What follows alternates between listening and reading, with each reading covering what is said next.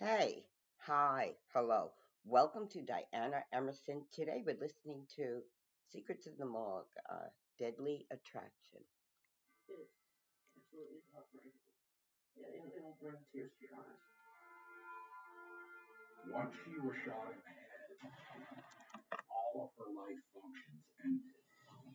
At the time, I didn't have any reason to believe that it was anything but a suicide. The physical evidence is not going to lie. The body's not going to lie. We can't ignore the possibility that what has been created here is essentially a love triangle. It was getting very volatile. It was getting just very ugly. We have one chance to get this right, and that's it. A shocking murder becomes a dark mystery. The victim's body holds the key to convicting the killer. Every fiber is a clue. Every wound is a piece of the puzzle. In these cases, it's up to the medical examiner to find the crucial evidence and catch the murderer. This is Secrets of the Morgue.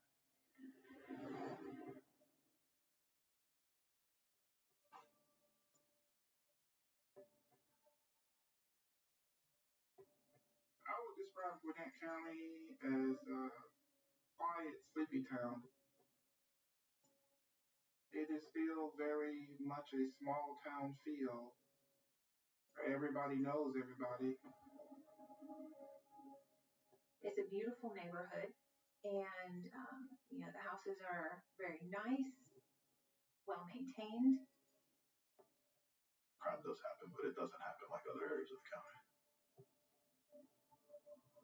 One cold morning, something devastating happens that shakes this town to its core. 991. My girlfriend's dead. What do you mean by that?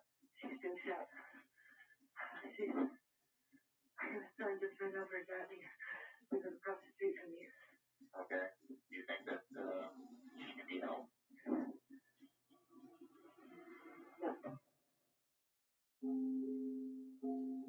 The victim is Jennifer Corbin, a 33-year-old stay-at-home mother of two. Jennifer was universally liked. The people at her son's school, the people at their church, they all thought she was just a great person, a great mother. Jennifer Corbin definitely took care of her boys, and she loved them with all of her heart. Her oldest boy is the one who discovers her body. He walked in the master bedroom. He saw some blood trickling from her nose. He started screaming, "Mom's dead, Mom's dead." He grabbed his brother and he ran across the street to a neighbor's house. And the police responded, along with investigators and one of the assistant DAs from my office. As officers enter the home, everything appears normal. They look like your typical suburban house. They had a typical family room set up, dining room set up. There was no signs of a forced entry. There was no disarray that indicated a fight or anything like that. But as investigators approach the master bedroom, it's clear something has gone very wrong. We walk in at the foot of the bed, and that's when we observe Jennifer's body. I can immediately see that her body is slumped over. She is tipping over on her left side. So the right side of her body is facing up, kind of like she's sitting and then she fell down. The strap on her nightgown was down on her right arm, off of her shoulder, as opposed to laying up against her neck. The gun is in plain sight. It was on the right side of her, but it was not in her hand. And then we notice some blood on the temple of her right side, and a very small amount of blood coming from her nose, but it was not a long enough trickle to even go down to her mouth. Police officers all the time respond to people who have shot themselves in their bed. The angle, the placement of the body, it was clearly self-inflicted. for Jennifer's family, it's anything but clear. I remember Jennifer's father, Max, showing up at the house. It's completely understandable. He was very upset. And he was adamant that this was not a suicide, that Jennifer would not have killed herself under these circumstances. It's not unusual for a family to show up at a scene and go, no, there's no way my son or daughter could not have killed themselves. It's so universal that it doesn't really mean a lot in terms of an investigation. It's very difficult for parents to accept the fact that their child may have been suffering from depression or other mental health conditions. It's also internalized as a failure. Parents often see a suicide as an example of how they didn't do enough to nurture and love their child.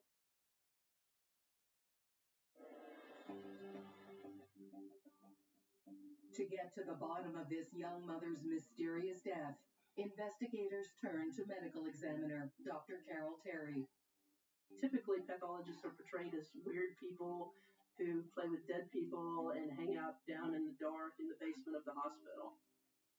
I never made a conscious decision that, well, I want to take care of dead people. I enjoy pathology. I'm good at pathology. It just so happens that my patients are deceased. And their story deserves to be told as much as anyone else's. When I'm being flippant, I will say I chose forensics because it's the perfect career for a female because I get to have absolutely the last word. The last word in this case is determining how Jennifer died, whether or not she shot herself or was killed by another. You have to let the scene speak to you. The physical evidence is not going to lie.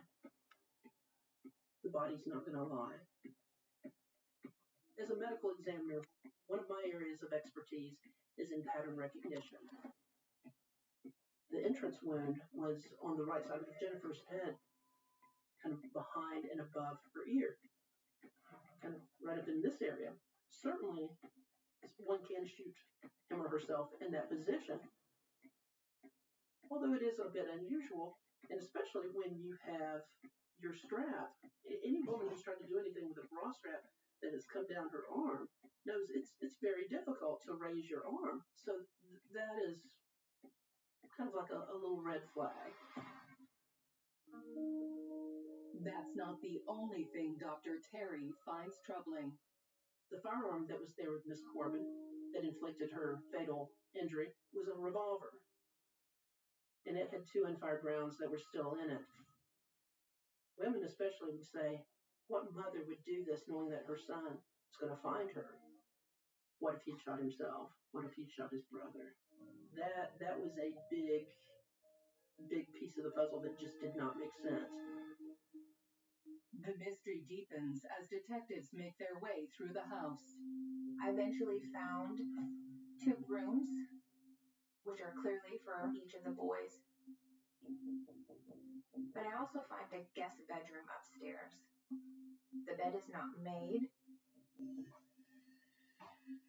I noticed that there's men's clothing scattered throughout the room in a laundry basket and on a floor. Jennifer's oldest son tells investigators that the man living in the guest bedroom is his father, Barton Corbin.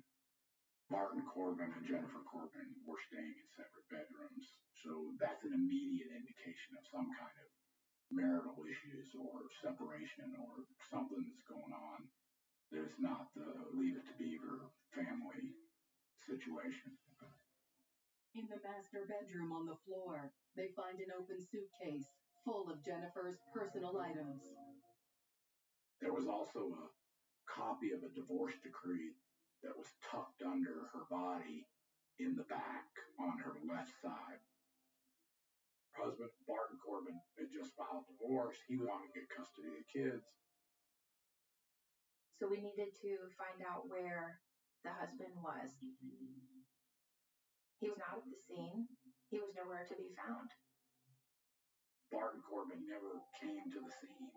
Her whole family was there. Her sister was there. Her dad was there. Her brother-in-law was there.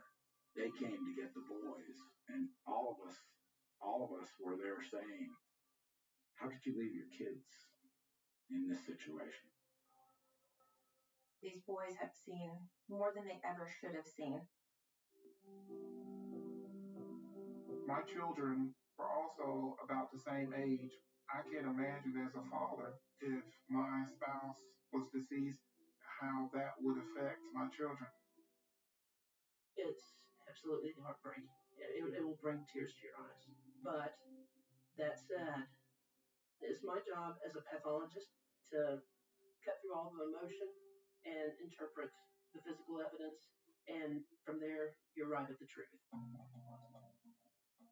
Dr. Terry's team brings Jennifer's body to the Gwinnett County Morgue for autopsy. In order to determine the manner of death, first of all, I do an examination on the remains that are available to me. We have one chance to get this right, and that's it. Because then our mistakes are going to get buried or cremated and destroyed. Right away, Dr. Terry makes a significant discovery. The entrance wound was kind of above and behind her right ear, and the bullet almost exited, and it was kind of toward the left side of her forehead, just underneath the skin. And the path that the bullet took through the brain almost completely cut across her brainstem. And once it cut across the brainstem, you wouldn't expect her to be able to hold on to that firearm. So, given how she was positioned on the bed and the location of the entrance wound, there was no way to explain how the gun wound up at the level of her waist, underneath her hand, because her hand would not have been able to hold the gun. It's just not possible. It's a huge revelation. Investigators send the gun to forensics for further examination. Deep analysis of the gun showed no fingerprints, no hand wipings, no DNA. In order to have no fingerprints, the gun would either have had to be wiped down or cleaned. The way this worked is once she was shot in the head, all of her life functions, and it was simply impossible for her to shoot herself and then wipe the gun clean. It was clear evidence that this was not a suicide.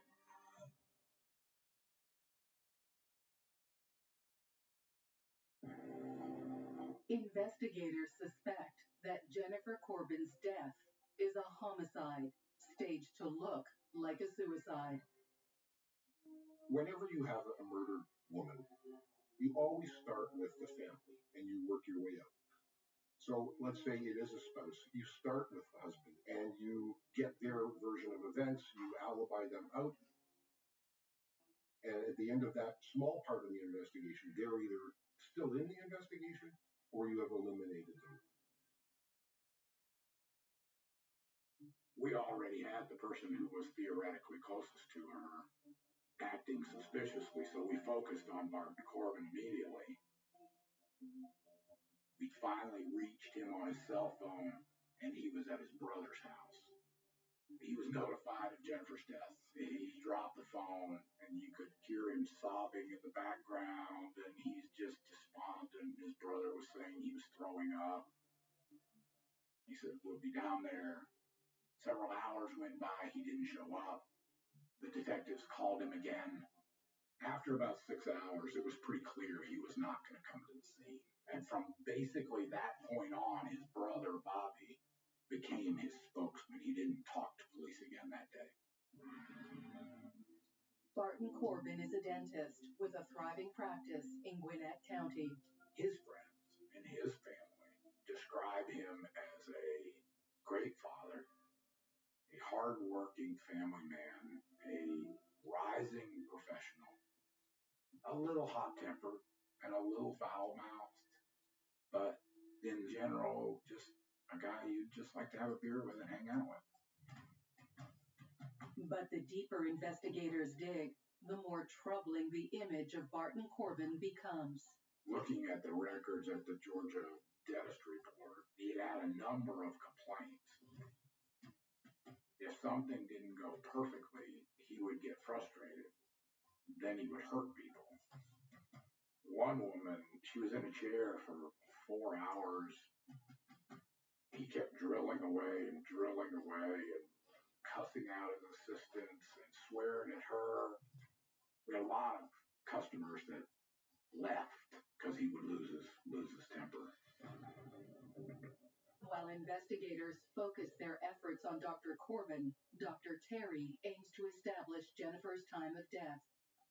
Time of death is most critical to law enforcement as they're trying to exclude or include people as suspects in terms of checking their alibis. The sooner we examine the body after the body is found to be dead, the better estimate we can give.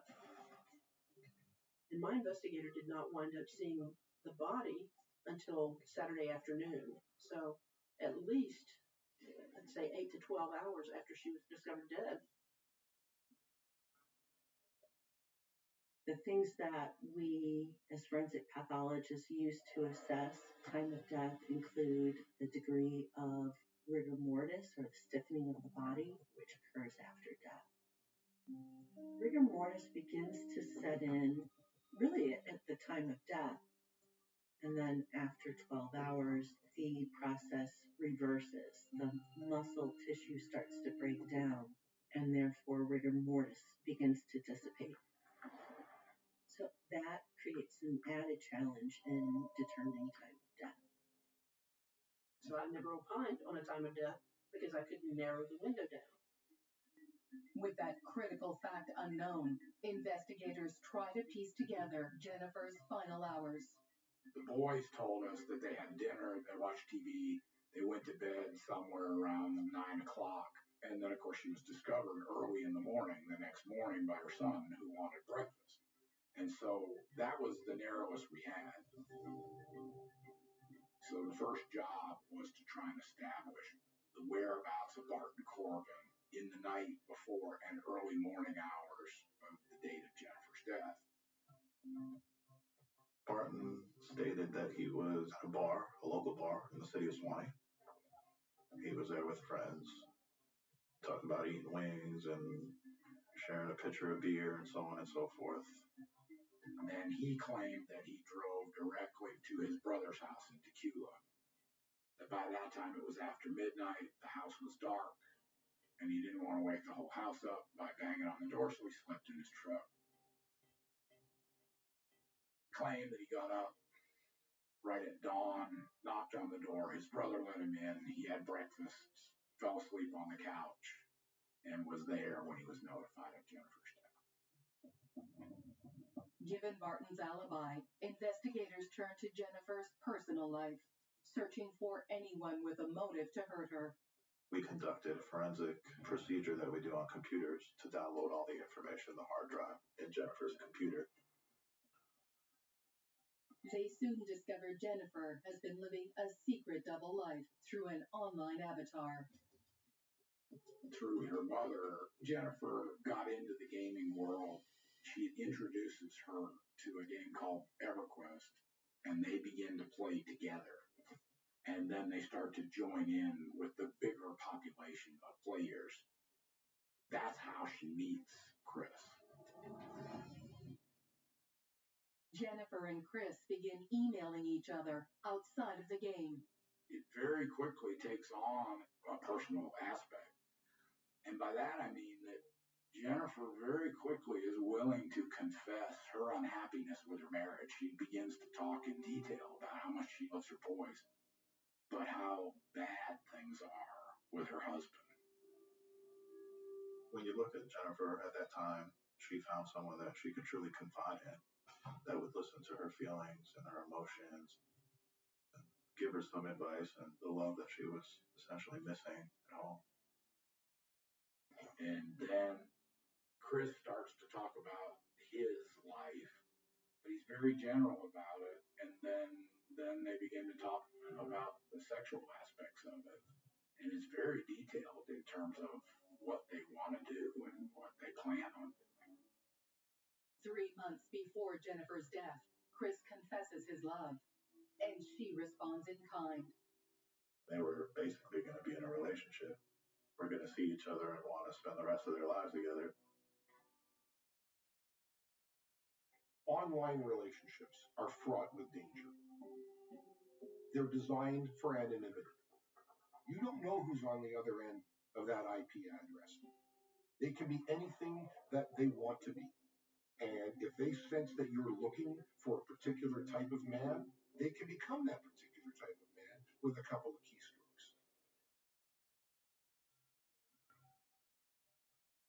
They were emailing back and forth 50 and 60 times a day, sometimes more. We're not talking about 2 emails a day. We're talking about minute by minute. The boys would go off to school. Barton would go to the office. Jennifer would hit the computer. And then when the boys came home at around 3 or 3:30, she would get off the computer. And then a lot of times late in the evening, they would resume until 1 or 2 in the morning. So it was almost constant. Then just 2 weeks before Jennifer's death, Chris makes a confession. Chris sent an email that said, I have to tell you something. I'm a woman.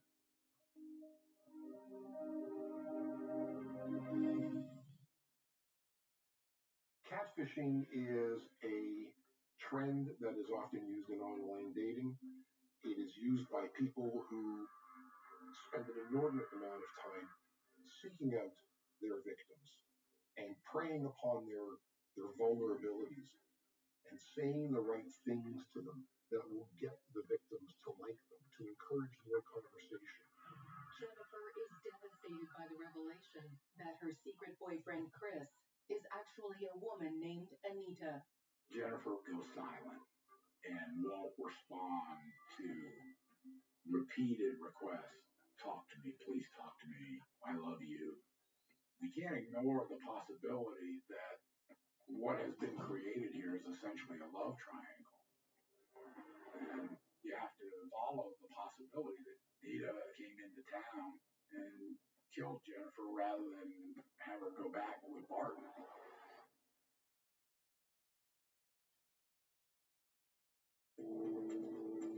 While working to solve the mystery of Jennifer's staged suicide, investigators uncover a secret online affair with a woman who was catfishing her.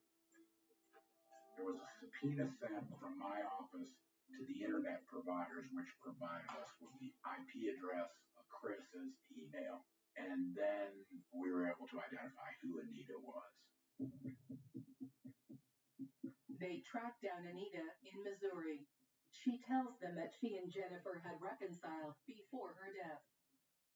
There's a series of emails where basically they talk about that since they've never met, they didn't fall in love physically. They fell in love with each other's souls. And so maybe they can make it work. So then they proceed to start back up. Jennifer was planning on leaving Barton Corbin and establishing a household with Anita here in Georgia. Within the next week, Jennifer was found dead. When Anita finds out that Jennifer has been killed, she was shocked. She had all of the reactions of a person who had lost a loved one. If she's in love with her, why would she want to harm Jennifer? They were basically going to be in a relationship and want to spend the rest of their lives together. Not only does Anita not have a motive to kill Jennifer, her alibi is impenetrable. We know that up until 1:30, Anita was on the phone with Jennifer. And Anita's phone was obviously in Missouri, where she resides at. So we felt comfortable because of the time frame, the distance, that Anita, it would have been impossible for her to physically be at the location. So she was ruled out. Anita told us that on the Thanksgiving immediately prior to Jennifer's death, Barton Corbin discovered the affair. They were on their way to her family's house. They were in the car with the boys. He didn't say anything on the trip up. He didn't say anything during dinner, but he was clearly angry. He demanded that they leave early, and when they got back into the car, that's when he accused Jennifer of having an affair and actually slapped her in front of the boys. And it was at that point they separated. Once again, investigators find Barton at the center of their case. They begin to dig into his past. we received a call from a former classmate of Dr. Corbin's when he was in dental school in Augusta. And that witness told us, you really need to look into the death of Dolly Hearn. She was Martin Corbin's girlfriend and died of a self-inflicted gunshot wound right before they graduated from dental school. It's a shocking piece of information. The DA in Augusta is a good friend of mine, and so I contacted him and told him what we had, and he got the Richmond County Sheriff's Department to reopen their investigation of Dolly Hearn's death, which had originally been classified as a suicide. So all of a sudden we've got parallel murder investigations going where Corbin is the primary suspect. In the Dolly Hearn case, she suffered a gunshot wound to the head. She was in her own home. Barton Corbin was the last known person to see her alive. And in the Jennifer Corbin case, it's kind of the same thing. So clearly there were similarities. I was looking at photographs of the crime scene that were related to Dolly Hearn's case, and I remember seeing her seated on a couch. She was sitting there, kind of lifeless, over off to the side. Supposedly, she had shot herself in the head, yet on her body, there were areas where blood had been swiped along surfaces. The spatter that should have been there was not there. So she did not inflict her wound and die in that position. Someone had positioned her. Miss Hearn's death occurred 14 years earlier. Apparently, the photographs were not reviewed by someone who had enough knowledge or expertise about blood spatter. And certainly the inconsistencies between the story, the injury, and the blood transfer on the body were not noticed. Corbin managed to stonewall the investigation to the extent that I don't really think they had anywhere else to go. The similarities between Dolly Hearn's death and Jennifer Corbin's death is what we think is the motivation for the killing. That both of them informed Barton Corbin that they were going to leave him. At that point, he began a campaign against both of them of sort of harassment, even including physical violence. Barton Corbin literally thought he had gotten away scot-free with murdering Dolly Hearn and staging it, so much that he felt emboldened because of his narcissistic ways. Really thought that he was going to come and do it again and walk away scot-free. And I'll tell you, anybody that was wrapped around his case was going to make sure that wasn't going to happen.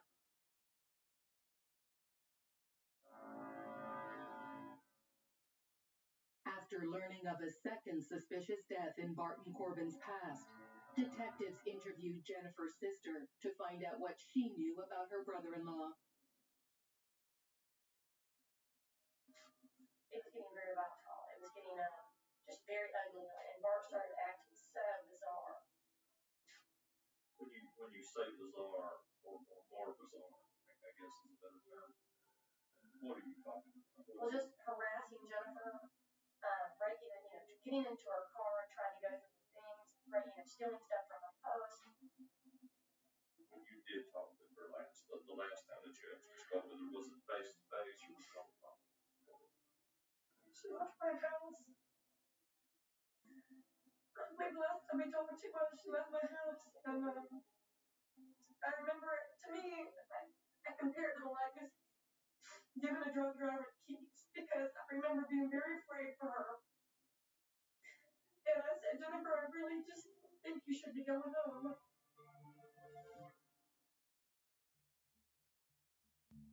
Sometimes in investigations, when you're looking at the husband and you find a history of domestic abuse, what you're looking for as an investigator is an escalation in the degree of the assaults. It may have started with verbal threatening, and it may have gone from that point to a slap or a punch, It may have gone after that to weapons. When you see that type of escalation in the severity of the assaults, I think it's incumbent upon an investigator to look at the possibility that it has now escalated to a murder. 3 days before her death, Jennifer phones 911.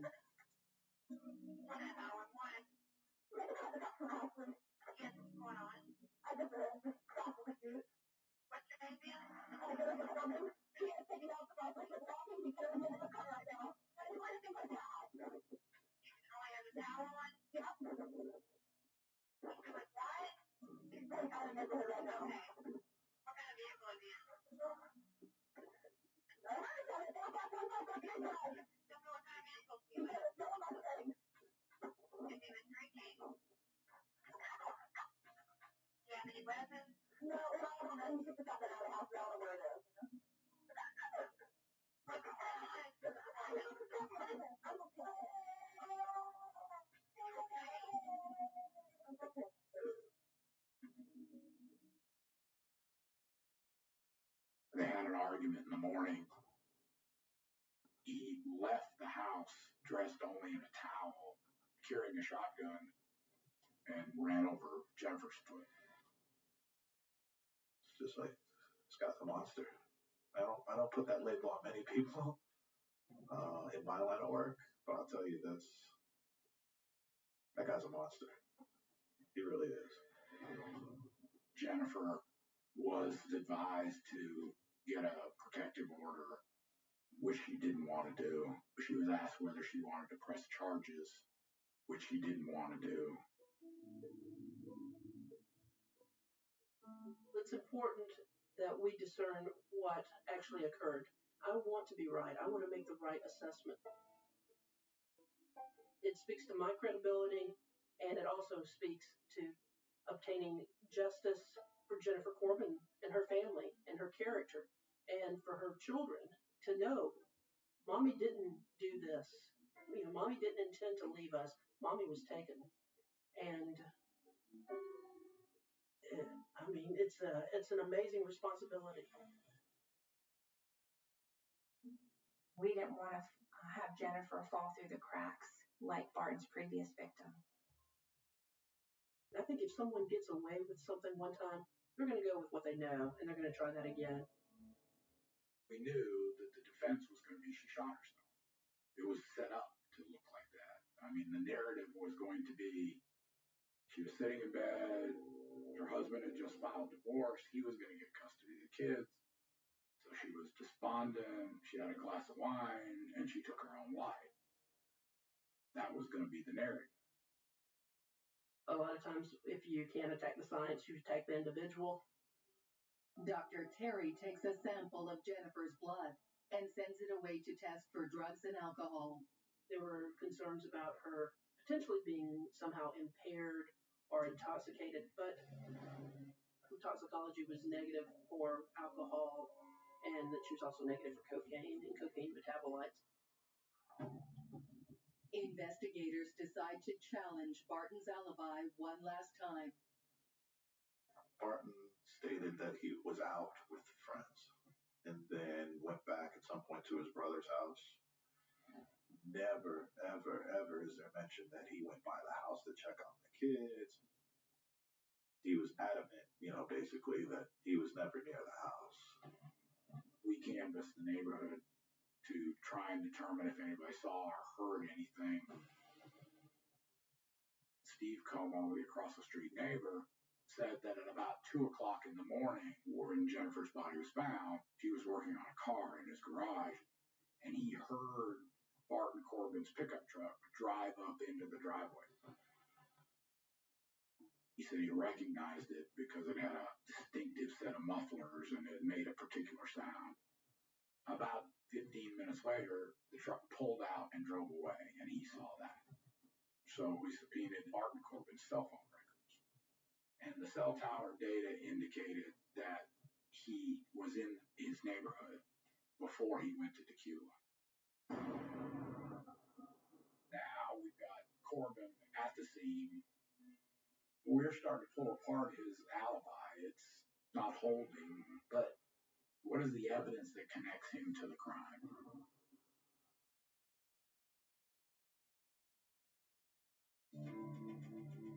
As investigators close in on suspect Barton Corbin, Dr. Terry puts together the final piece of the puzzle. My big fear is being wrong, because if I make a mistake, someone's life, freedom, can be at stake.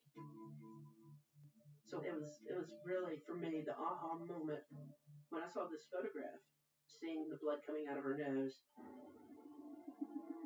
Miss Corbin had blood that was emanating from her nose that went straight down in accordance with gravity. Had she been upright and then fallen over, we would have expected some fanning out of the blood or some deviation out of the nostrils instead of a straight downward path. And at that point in time, I rendered my final opinion and my final report and generated a death certificate. For Jennifer Corbin, her manner of death was homicide. She died as a result of a gunshot wound that was inflicted by another. On December 22nd, investigators charge Barton Corbin for the murder of Dorothy Hearn. 14 days later, they charge him with the murder of Jennifer Corbin. I remember him getting arrested, and that kind of really brought it all home for us, that he's not going to get away. That was a good feeling.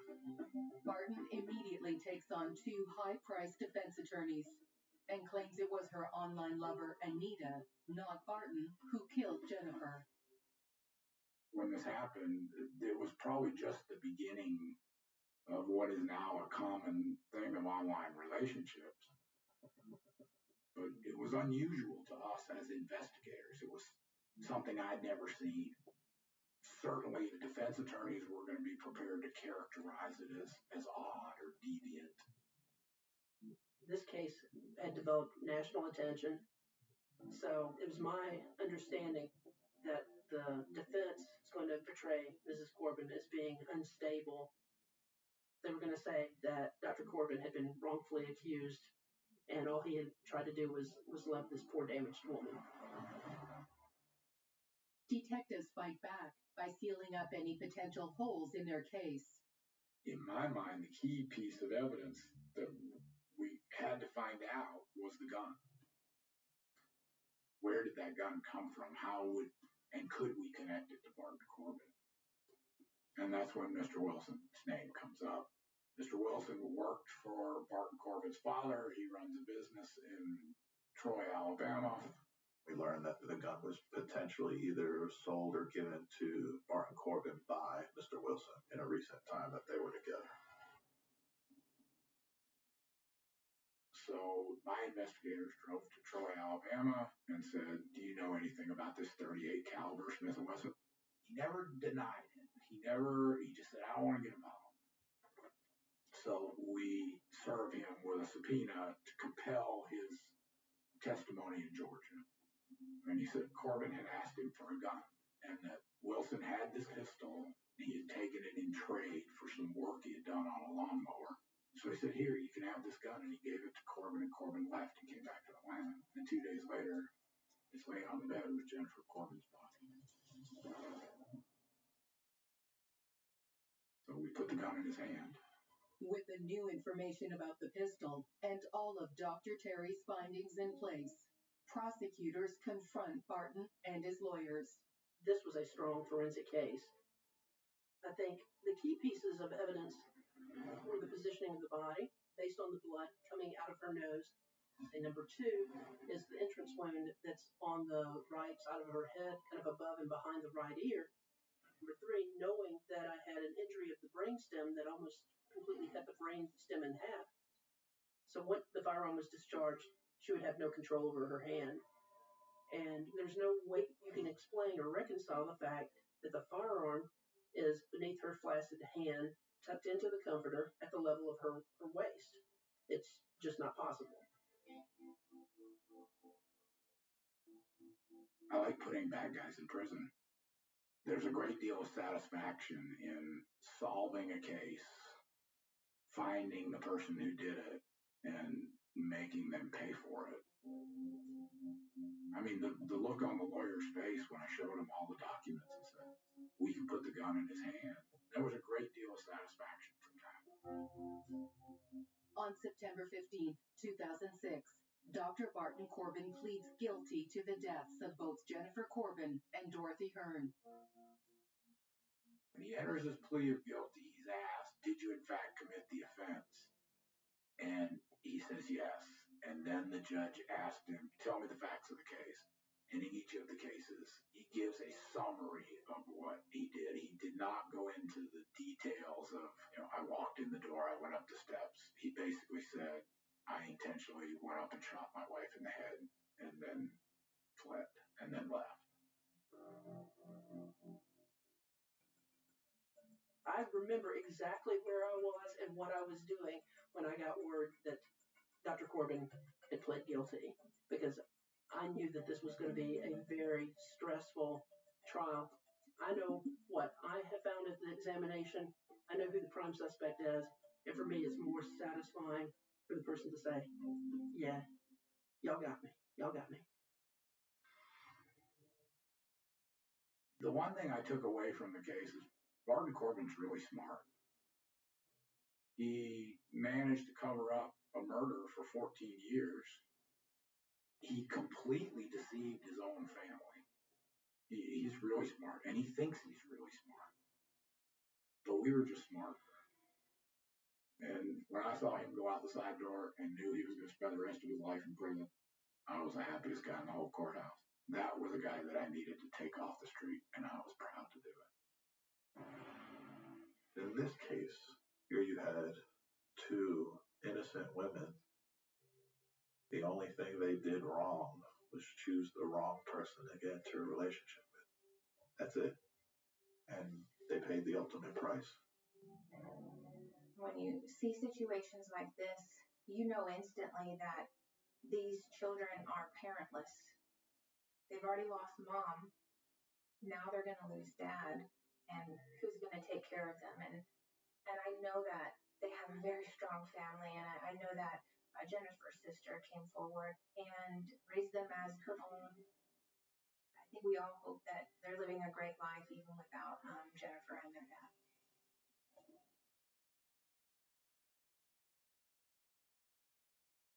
If it hadn't been for the medical examiner's office working with the district attorney's office, we would have never solved this case. We would have never been able to put it together. Once she said it was murder and was able to convince us that it was a murder, then everything else grew out of that. To me, there's nothing more satisfying than to be able to go back and resolve something that has had so many unanswered questions and provide closure, not just for the family, but for law enforcement as well. We discovered the truth. That's what my job is. This is what I was meant to do.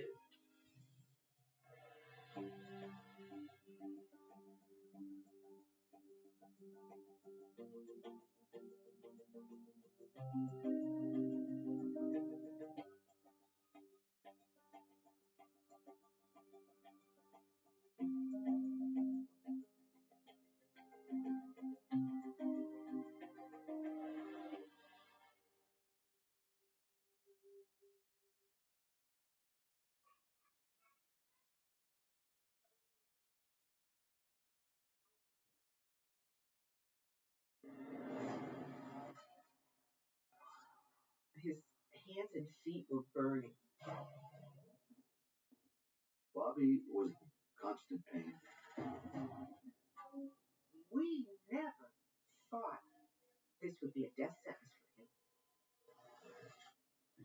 One coworker looks at another coworker and, did you do it? Police didn't know the manner of death, accident, suicide, or homicide.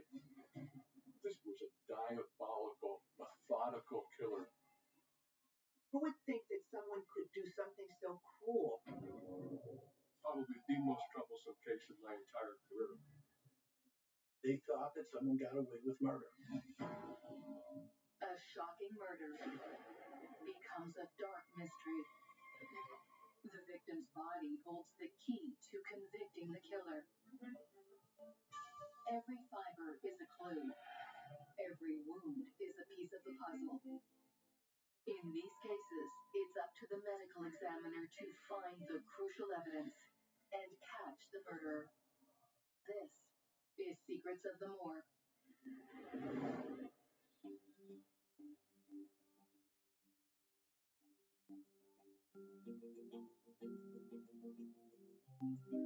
We sit in the northeastern part of Pennsylvania.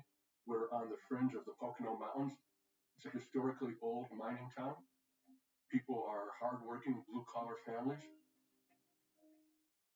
It's a good community, close-knit community. 3 or 4 colleges in the area. They're nice people.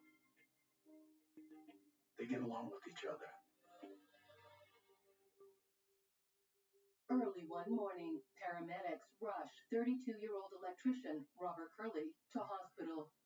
Robert Curley was losing his hair. His skin was inflamed. He was hallucinating. This wasn't Robert's first visit to emergency. He'd been in and out of hospital for the past 11 months. Initially, he was diagnosed as having a nervous disease called Guillain-Barré, which starts in the lower extremities. His hands and feet were burning, and he had terrible trouble walking. He was in constant pain. They couldn't even put a sheet on his body because it would hurt the pain, to the point where morphine wasn't even helping. After 2 days at a specialized medical center, doctors question Robert's initial diagnosis. But they don't yet know the cause of the young man's intense pain. One of the doctors there said that, the only thing that hasn't been done is to do a special forensic toxicology test.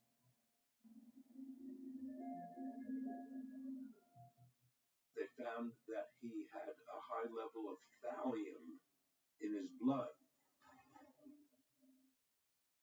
Thallium could be used to kill mice and rats as a pesticide because it accumulates in the blood and causes neurological and even hematological abnormalities that kills the animal.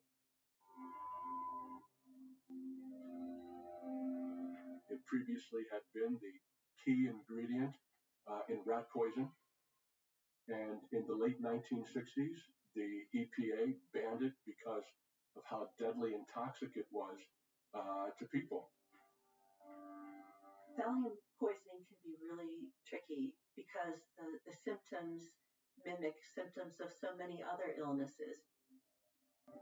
It is a heavy metal that has no flavor, has no odor, is easily dissolved in a solution.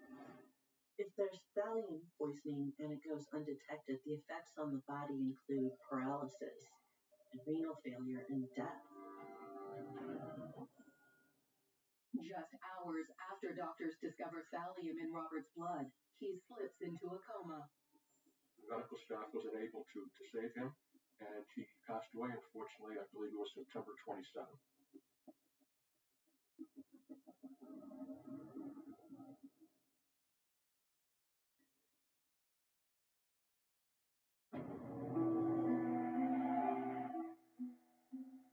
When I found out that Bobby had passed, I was very heartbroken.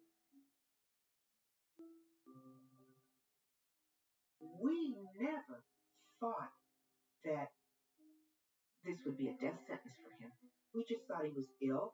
He would get the appropriate doctors and he'd get the appropriate care and he'd be fine. Robert's friends and family are desperate to know how this could have happened. I first met Bobby in 1979. Bobby was a year ahead of me in electrical school. He took me under his wing, even though he was 4 or 5 years younger than me. We were both transferred to the same job at the same time and became immediate friends.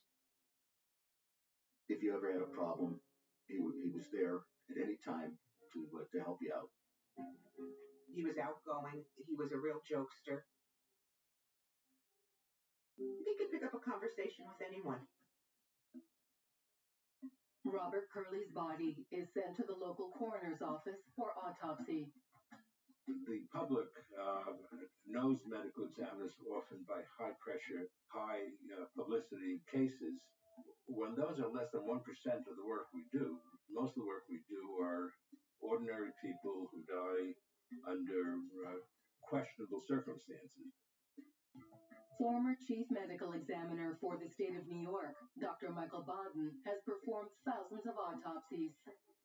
What appeals to me is to be able to explain to families how and why their loved one died. The coroner's first job is to unlock the exact circumstances of Robert's death. They didn't know the manner of death, accident, suicide, or homicide. Where did the thallium come from? The coroner knew that Bob and a number of coworkers were working at the Wilkes University chemistry lab on a remodeling project. Some very quick investigation determined that there was in fact thallium present in that laboratory. Government health and safety officials launch an inquiry into Robert Curley's death. The federal agency that deals with workplace accidents and why the accident occurred, were there unsafe procedures or unsafe practices in place. Law enforcement was not involved. There was no police investigation. All of Robert's co-workers are tested for thallium poisoning, but not a single one has any thallium in their blood. Thallium poisoning is rare in the state of Pennsylvania. The workplace inquiry turns up no new information, and the mystery around Robert's death continues to build.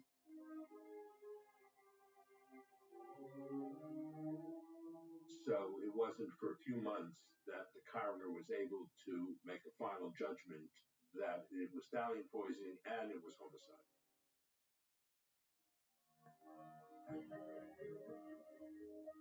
Someone deliberately poisoned the much-loved 32-year-old electrician. Typically, in any homicide, the first 48 hours are the most important to gain the most information possible under the best of circumstances.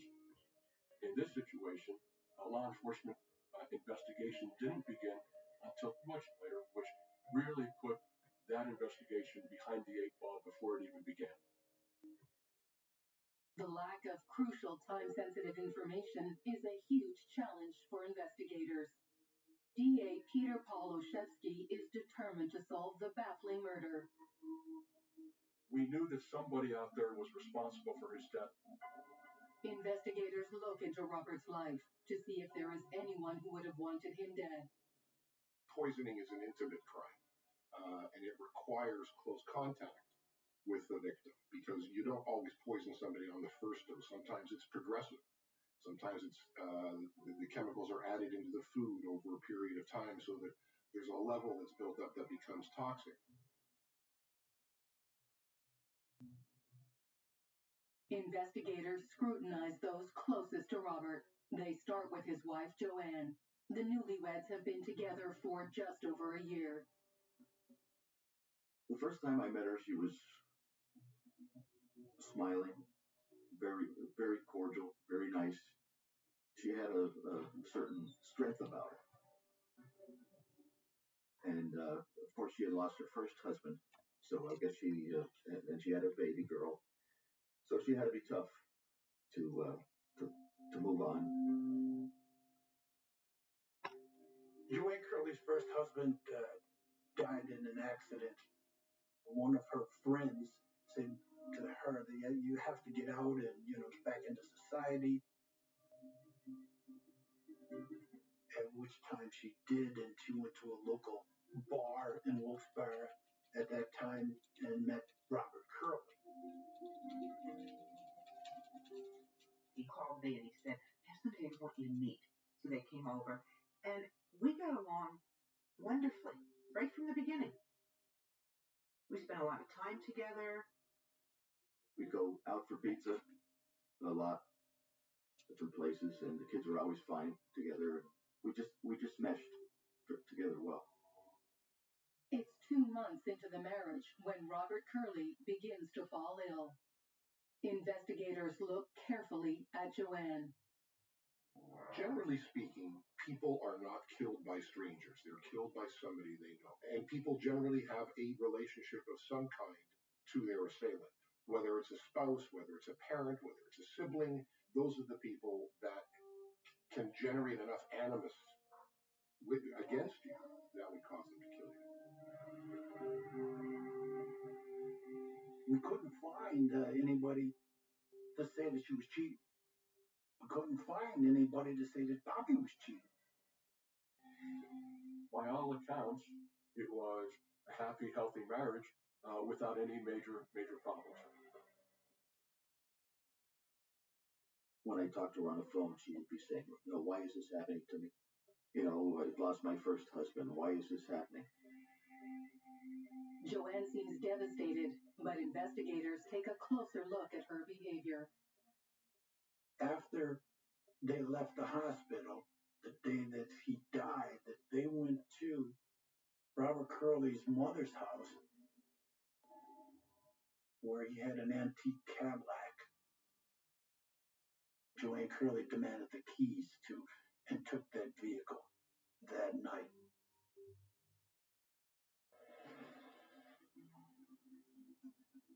There wasn't that sorrow that you think a wife would have. And I took food over to the house for Joanne after his passing.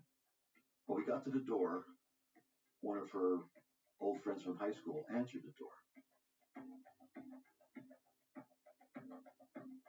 And I thought it was kind of funny that he was there the day after Bobby died.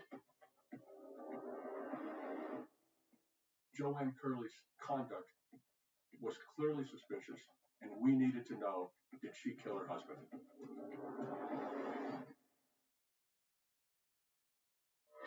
Investigators sift through Robert Curley's life to see who might have wanted to kill him.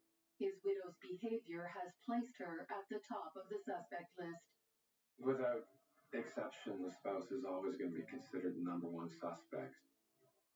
It's no secret that men typically resort to violent means to eliminate their problems, whereas women tend to turn to less gory methods such as poisoning.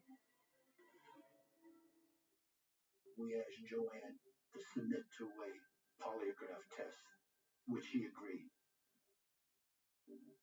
There are two stages to a polygraph test. The first is the pre-test interview. And in my experience, that pre-test interview is far more productive because it's a series of questions that can go on for hours. And oftentimes that's where the confession comes from, is before anybody's even wired up. The second part is the actual analysis of the data that comes off of the polygraph. And everybody interprets it differently. Polygraphs are inadmissible in evidence in Pennsylvania, as in most states, but they're a good tool for investigators. And when she was administered that test, Joanne came out truthful in all of her responses to all of the relevant questions. Investigators still need more to rule out Joanne as a person of interest. The law enforcement officers did a search of the Curley residence for thallium. Dozens of Robert's belongings are sent to the state police crime laboratory for testing. Investigators also request blood samples. It really was fundamental to inquire whether Joanne and their daughter had any thallium in their blood. When those samples were tested in the toxicology lab, lo and behold, there were higher than normal levels of thallium, both of them. Was somebody trying to kill this whole family? Bob, Joanne, and their daughter. The key for investigators becomes locating the source of the poison. They scoured the house. They even took apart drains in his kitchen sink and took the liquid that was in there and had it tested for thallium. Police rule out Joanne as the source of the poison. But investigators do find thallium on something belonging to Robert. Something he used on a daily basis. He would take a lunch bucket and a metal thermos, and every day he would take iced tea for his lunch and throughout the day. Forensic testing at the Pennsylvania State Police Crime Lab then determined that there was traces of thallium on the tops of the rim of the thermos. It's clear to investigators that Robert was the only target. The rest of the family must have accidentally absorbed a little poison. It all comes back to the thallium, who had access to it and where it came from. Detectives turn their attention back to Wilkes College. It's the only place linking Robert and thallium. There was no other area where there was, in fact, thallium, or how someone could obtain it.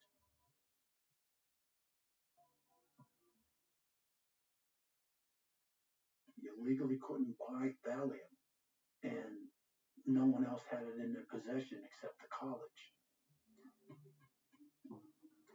Investigators reconstruct what unfolded in the chemistry lab to find out if his co-workers could be involved. Initial investigators thought that it was a prank gone bad from one of the other employees, putting thallium in a container thinking that it wouldn't harm him, it would just make him sick. I know from investigative experiences, construction workers always play games with each other just to pass the time away. Bobby was quite the prankster. We had a lot of fun on the jobs, and all good fun. You know, we'd tie something to somebody's bumper. We were working at a hospital years ago, and one of the guys, he was germophobic, and Bobby found a bedpan and put it on the seat of his Cadillac, his car, and he nearly had a fit, and he knew who did it. And it wasn't a dirty bedpan, but it was quite hilarious standing at a distance and watching him try to get into his car with his bedpan sitting on the seat. So we had a lot of fun with Bobby. Investigators speculate whether the young man's death is the result of a joke gone horribly wrong. Well, we were interviewed, and their theory was that being that Bobby was a prankster, some of the electricians on the job pulled a prank on Bobby and put what they thought was something similar to Valium in his iced tea, and thinking that thallium and Valium are probably the same. I couldn't believe that that was their idea, because we may be electricians, but we're not stupid. We're not working in the kitchen, and we put paprika in somebody's food. You're working in the chemistry lab with poison signs all over the place. If Robert's death wasn't the result of a prank, investigators need to consider if one of the co-workers acted deliberately. They might have had some animosity towards Bob because he was the foreman. He was a little bit younger than them. They had more time working for the company that he did. His co-workers were interviewed. They cooperated completely, and as part of that process, the co-workers were asked to take polygraph examinations. They all agreed. When asked flat out, were they involved in administering thallium to Bob, they all categorically denied that. But the polygraphic results showed that they were being deceptive in those responses. That immediately cast doubt on them and cast them into the position as possible suspects. Police scrutiny of Robert's co-workers drives a wedge into the town. A lot of the co-workers had children, and being that it was a close-knit area, there was other children saying, your daddy killed someone, your daddy poisoned someone. So it was very tough for all the co-workers, and they were being accused, so they all sought legal counsel. They denied any involvement in the case, and they became reluctant to talk. Investigators look for evidence to tie the co-workers to Robert's death. When the investigators now looked into their backgrounds and any possible motivation they might have in killing Bob, whether as a prank or whether intentionally in some way, That investigation went nowhere. The diligence required to eliminate all of Robert's co-workers as suspects takes investigators nearly a year. Every homicide investigator will come to a point in their careers where you get to that place where there is nobody left to interview, where you have received the results of every forensic test you have submitted, where the tips have ended, and where you have exhausted every investigative avenue possible. In its simplest form, there's nowhere left to go. And that means you go back into the box and you reread everything and you give it to somebody who can put some fresh eyes on it. Refusing to let the case turn cold, District Attorney Olszewski looks beyond his state's borders. I was trying another first-degree murder case and had been working with Michael Baden, the chief medical examiner in the state of New York and candidly, the world's leading forensic pathologist. I told him about the Curley case. He asked me if I had any suggestions as to how to proceed. He talked to me about some potential forensic testing that can be done as long as certain specimens were appropriately taken from the first autopsy. Dr. Baden joins the hunt to bring Robert's killer to justice.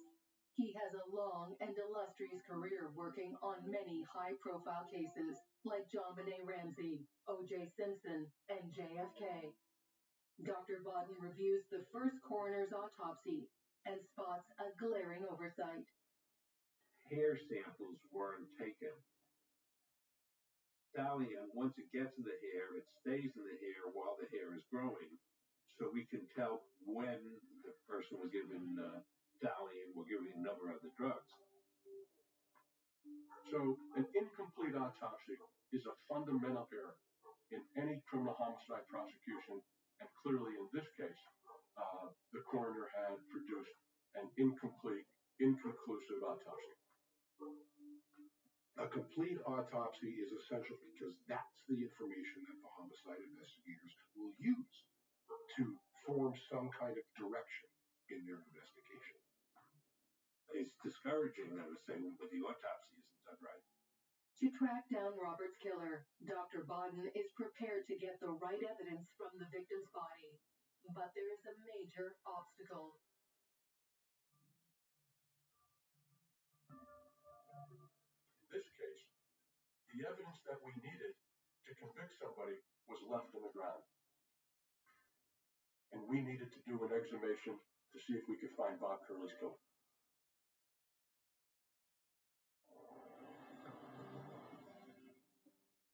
The investigation into the murder of Robert Curley has hit a wall. The tight-knit community of Wilkes-Barre is in an uproar.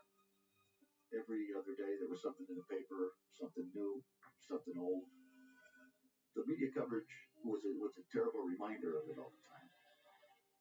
They thought that someone got away with murder. That's all people talked about, because it was always on the front page of the paper. It was still too hurtful. So you didn't ask family members. Everybody would try to guess, well, gee, what do you think happened? Nobody knew. We had an unsolved murder case. We had a family that was grieving. And on a daily basis, we had the media printing stories and authoring editorials indicating that they believed the investigation was going too slow and that an arrest should be made.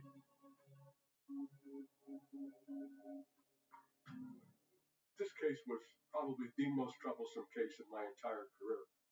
It's a lot of pressure for the investigators. It's a lot of pressure for the prosecutor. Determined to find the perpetrator behind this cruel murder, Dr. Michael Baden proposes a novel forensic toxicology test. There is a new technique now, segmental analysis of the hair, where not only can you find thallium in hair, but one can determine when the thallium was given because the hair grows about half an inch a month. Thallium doesn't disappear from the body, even for years and years afterwards. There are those little scientific tests and samples that need to be taken by the forensic pathologist and analyzed that play a big part in an investigation. In 1994, the process of segmental hair analysis is in its infancy. At the initial autopsy, although the presence of thallium was confirmed, they were not aware of the work that had been done on this segmental hair analysis. Curley was the first case that I really was involved in testing this procedure. Dr. Bodden hopes the new technique will provide investigators with the break they need. This would be the first time in Pennsylvania history that we would use this type of evidence. And in the entire country, it had only been admitted in one courtroom. And the problem could be that on the eve of trial, the court could rule that that evidence was not reliable enough. And if the court excluded our forensic evidence, the case was over. It's a gamble D.A. Olszewski is willing to take. Investigators could use segmental hair analysis to create a timeline of poisonings to build a pool of suspects. As a result of my conversation with Dr. Bodden, it was evident that we needed to have, from the initial autopsy, hair samples. We had a discussion about the possibility of doing an exhumation and going in a second time, in fact, getting them. We needed court approval, and we needed approval of the next of kin. That was Joanne Curley. D.A. Olszewski obtains legal permission for exhumation. Robert's widow gives her full consent. But the team faces a major hurdle.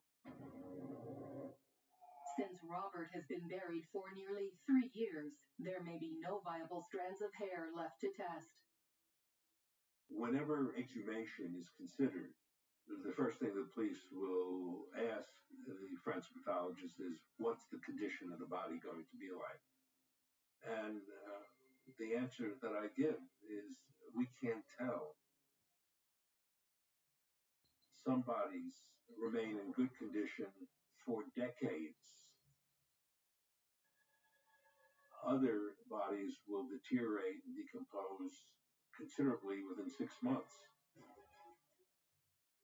The drier a body is, usually the better it's preserved.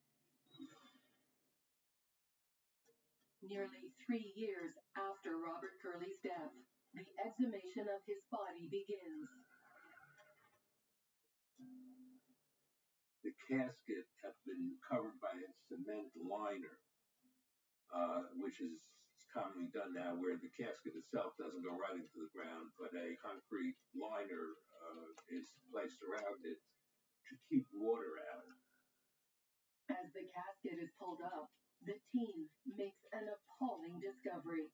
The cement liner was filled with water. Significant amounts of water were running from the casket. The fear that we had is that water would degrade the hair samples that we needed for testing. We knew at that point that we had a serious problem.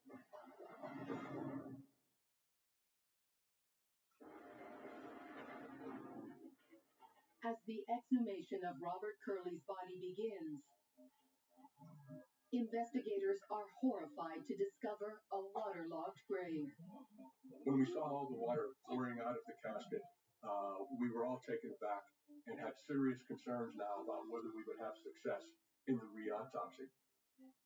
At that point, all our hopes that we had any evidence at all rested in Michael Bodden's hands and his ability to successfully gain that evidence from the body that had been buried for approximately 3 years. There was a chance there that there might be too much decomposition of the body to be able to do any toxicology studies. When I saw the casket opened and I saw the body, it it looked like he was possibly buried within the last month. And it was 3 years that he was buried. To our amazement, the body was in very good condition. The constant temperature deep within the cold, wet Pennsylvania ground preserved Robert Curley's body. When I saw Robert Curley with hair, I became excited knowing that now we have some new evidence in the case. The discovery is exactly what the investigation needs to move the case forward. That's when Dr. Bodden took over, and if anybody could recover these samples, it was Mike Bodden. Dr. Bodden begins the second autopsy with a meticulous extraction of hair samples. We do segmental analysis to determine approximately how many months before death the drug was given.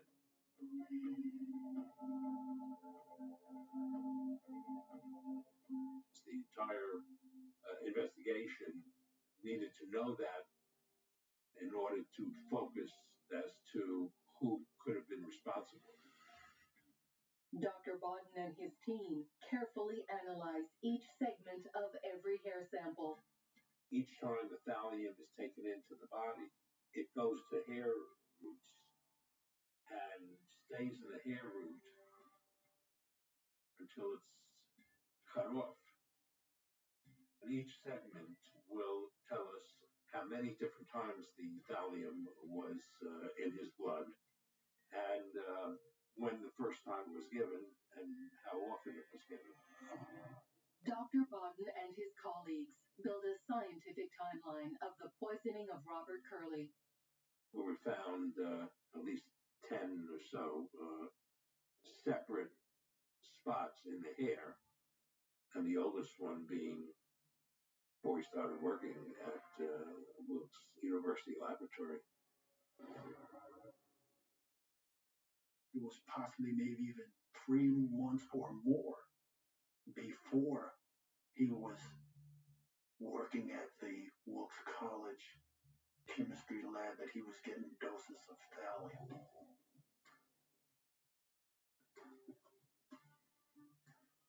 Amazingly, that analysis totally debunks the theory that Wilkes University was the source of the thallium.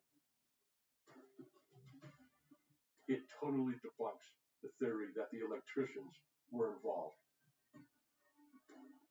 And now, everybody in the world is a suspect until excluded. To find Robert's killer, investigators look at who he was with each time he was poisoned. We were able to do a chart of all the dates on which Bob Curley ingested the thallium. We compiled a list of names of all the people who had contact with Bob Curley on each ingestion date. The job then became to begin the process of exclusion. And we knew that the killer had to have contact with Bob Curley on each and every ingestion date. As Dr. Bodden completes the autopsy, he makes one more crucial discovery. The additional bonus was that there was food in the stomach. Once we die, we don't process our food anymore. The food that's from our last meal stays in our stomach. And in this instance, the food showed a large amount of thallium, which indicated immediately that he had been given the thallium while in the hospital.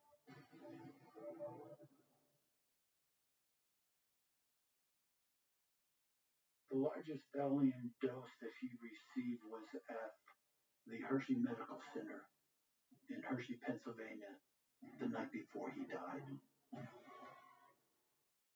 That was information that obviously was never available to us previously, and it was significant information that just took the investigation into high gear.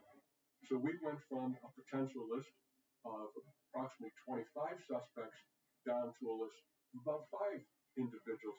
Now the question was, who's the killer?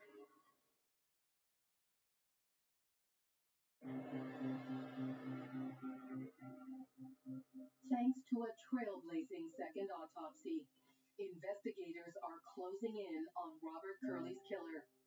When we learned that poisonings occurred while he was a patient in the hospital, we knew that the killer came to his hospital room. Talked to the people there, the nurses that were working with Bob Curley to find out who visited him at the hospital. Dr. Bodden finds the key to solving the case in the victim's last supper. What was in his stomach was something that he had taken a few hours before he died. Now, we zeroed in on 2 or 3 people. The family that had access to his food.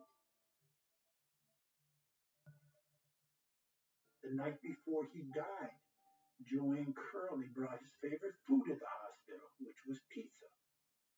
She was the only one that was feeding him. We were 100% sure that it was coming from Joanne. The only person who could have given him the Valium was his wife. Detectives still need to connect this Black Widow to a source of the rare banned poison. We looked at the reports and we broke up into teams.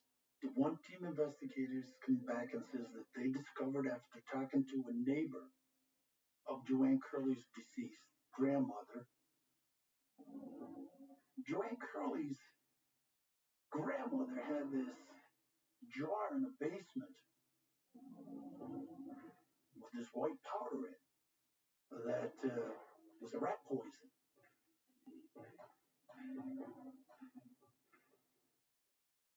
Now, all of a sudden, we have another source of where Valium could come from. Investigators search the grandmother's former residence for the Valium, but they come up empty. They need another way to make the connection. The neighbor saw it there and knew it was there. And the other investigators did mention that Joanne's brother indicated that this jar with the white powder was there.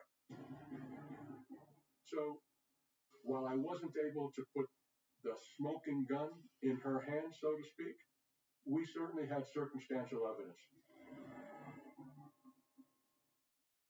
But more importantly, we were able to show that he died of thallium poison, that he received it in the hospital, and we were able to show that the person who was there each and every time was Joanne Curley. In July of 1997, Joanne is charged with the killing of Robert Curley. She was arrested for first-degree murder, premeditated murder. Obviously, in a trial, we would have to convince a jury that she was a diabolical, methodical killer.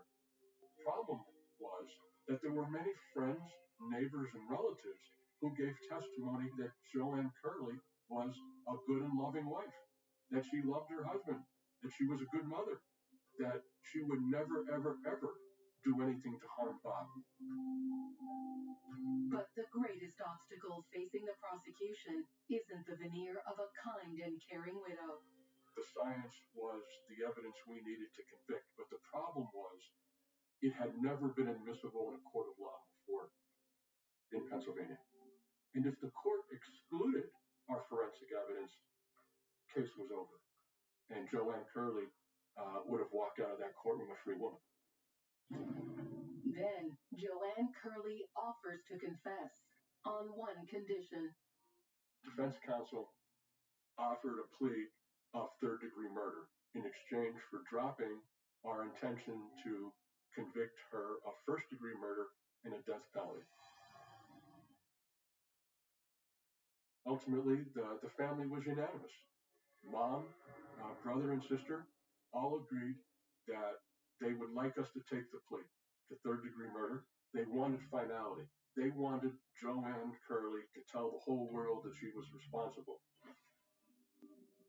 Joanne Curley confesses to the ruthless, prolonged poisoning of her husband. She even went as far as poisoning her own child with thallium to steer suspicion away from her. This was an evil woman.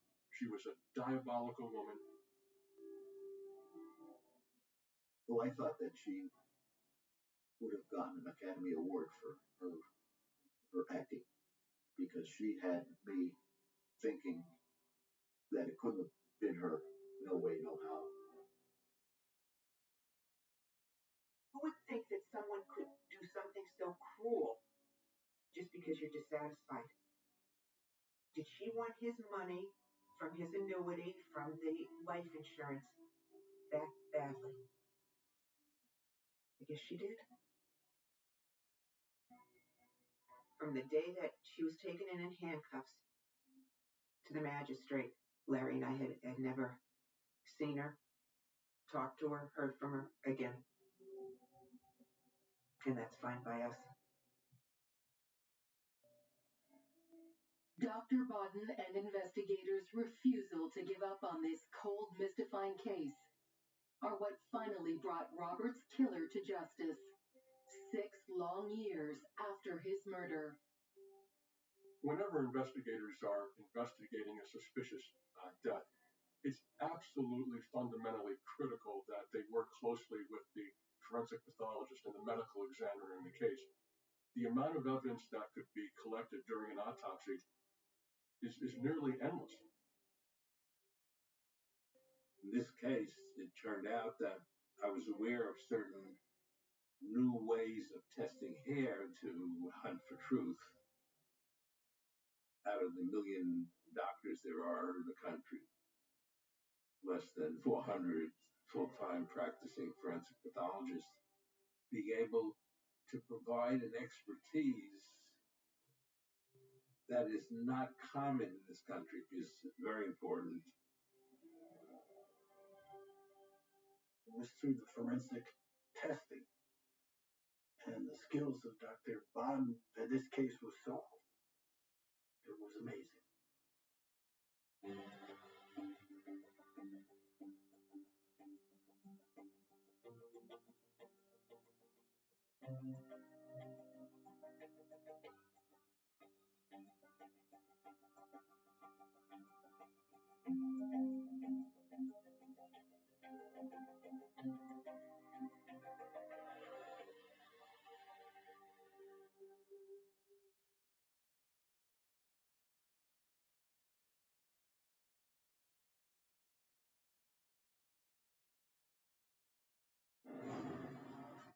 This man was running unclothed through that dense underbrush before he became somehow overwhelmed. You'd have to be running for your life.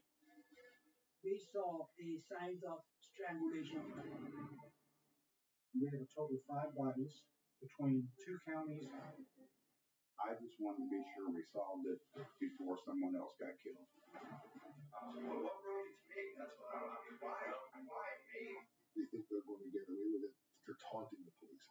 They dare you to come and catch me. A shocking murder becomes a dark mystery. The victim's body holds the key to convicting the killer. Every fiber is a clue. Every wound is a piece of the puzzle. In these cases, it's up to the medical examiner to find the crucial evidence and catch the murderer. This is Secrets of the Morgue.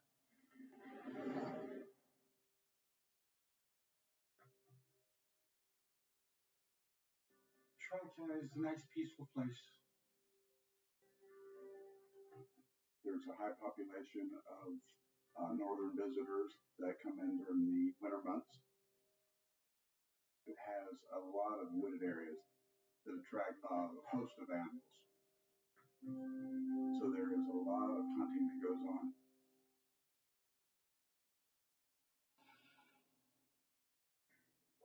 On a cool winter morning, 2 men out hog hunting make their way down a dirt side road. They noticed birds circling around an area. The hunters trail the vulture into a thick palm grove and make a horrifying discovery. They found a body, partially decomposed. It was about 100, 150 yards or so, give or take, in the woods from the edge of a road. The body was nude. There was no clothing, no identification, nothing. The legs were positioned in one place. One arm was down, another arm was up, and the victim was on his back. I immediately thought we had a homicide.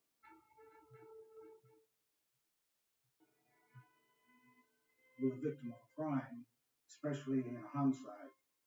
I wouldn't be the one to speak for that person, the one that can't speak for himself anymore.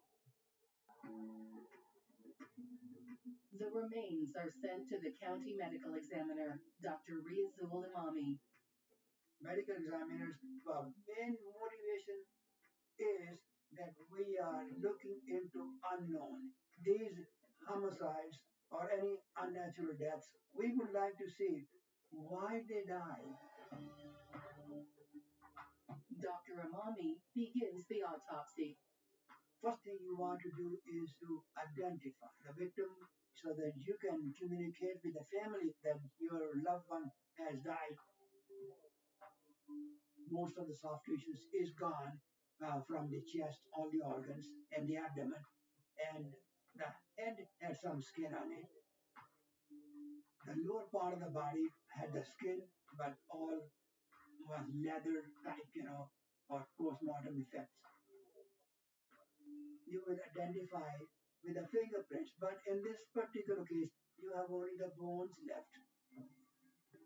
In 1994, DNA testing is not widely available, so Dr. Imami examines the skull for clues to the victim's identity.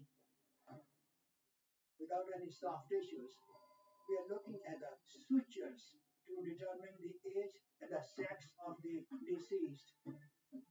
Approximate age was between 25 and 35. And the second thing, this eyebrows area, we see some roughness. We are looking at a male skull. The young man's body reveals a deeply unsettling fact. The scrotum and the testicles were not there and had been removed.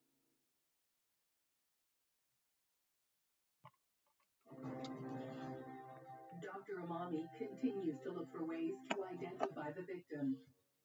The few teeth in the skull can't be linked to dental records, but they do offer investigators clues about who the young man might be. Poor dental hygiene led us in a direction as far as victimology goes. Florida is sort of a magnet for not only tourists, but transient people who may be traveling and looking for work. So they do end up here. They do end up sometimes living in our wooded areas and homeless camps. We go to missing persons report. We go to suspicious persons reports. We go to any reports that were filed in that general area. We'll talk to people that come through that area for a 24-hour period to see if they have seen anything. Transient people really don't know anybody in the area outside of a few homeless people themselves. And they can be here today and gone tomorrow, and nobody would report a missing person.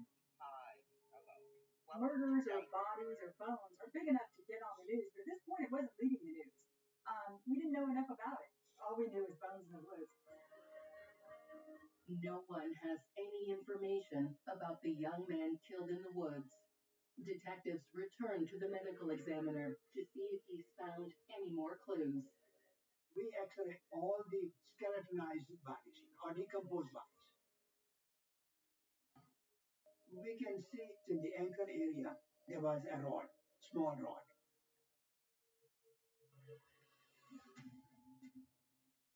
Dr. Imami's discovery of a medical implant is a huge lead. They have serial numbers on them. And in most cases, you can find out where and who received that particular instrument. I went back to the manufacturer on the pin. They couldn't tell me who it was given to, but they could give me a list of the hospitals that received that batch of pins. I issued subpoenas to each of those hospitals for any person that fit that general description that had received surgery on that particular leg and asked for their medical records. So myself and another detective sat at our desks calling every person that we could find in those records to see if they were still around. And we went through them all and didn't come up with any. Everybody was still alive and kicking. After months of relentless investigation, the team exhausts every avenue to identify the young man found in the woods of Charlotte County. We could not identify this person. This person is a John Doe. The manner of death has to be a homicide, but at this case, we don't know the cause of death. Without a name, a cause of death, or any leads, the 1994 murder of John Doe in the woods of Charlotte County turns cold.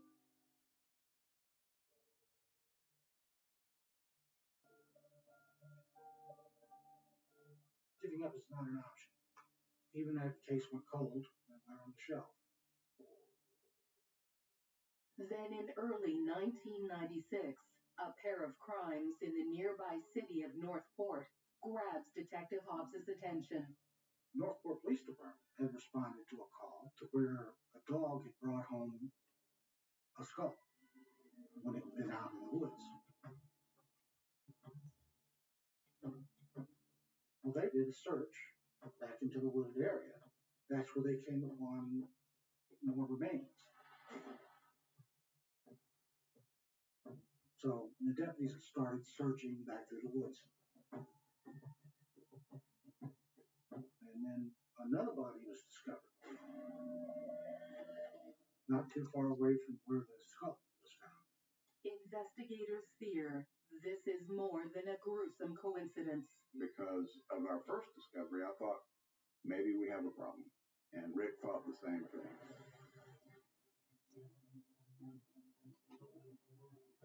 I gathered my reports and my crime scene photographs and went up to Northport PD. Detectives believe the 1994 murder of John Doe in Charlotte County could be connected to the two new sets of remains found near Northport.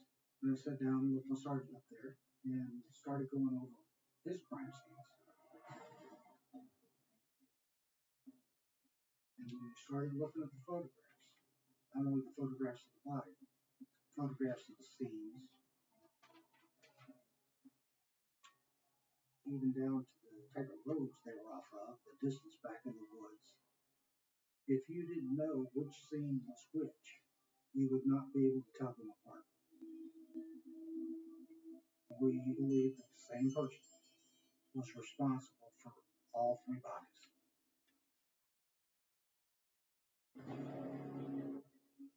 Investigators believe the 1994 murder of a John Doe in Charlotte County is linked to two fresh murders outside the nearby city of Northport. I had a gut feeling that we had a problem. The remains discovered in Northport are sent to the local medical examiner, Dr. James Wilson. I'm oriented towards structural things and understanding them. How is this body that was a natural anatomical specimen then altered that resulted in death? We're the ones who take the responsibility to determine, was this case a homicide or was it an accident? Faced with two potential victims, Dr. Wilson begins examining the skeletal remains of John Doe number 2. We had the skull, most of the vertebrae, most all of the ribs, the upper and lower extremities, I think clavicles and pelvis, and the lower jaw. This body looked like it had been present in the environment for probably a few months. The state of the remains rules out fingerprinting as a means of identification.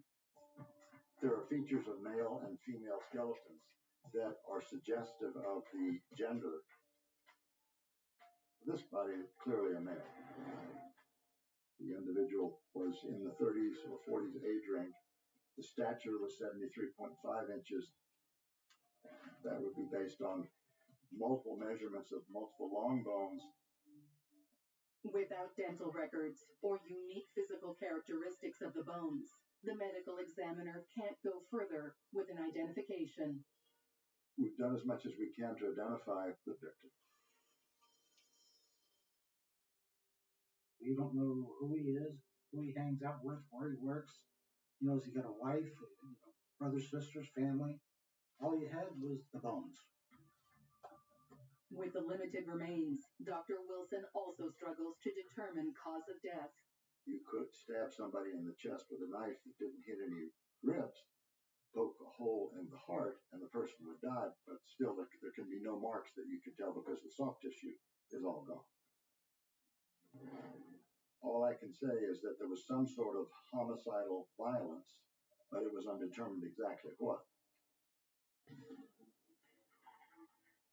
Dr. Wilson moves on to autopsy the other victim found near Northport. This was a body that had no clothing associated and no obvious personal belongings.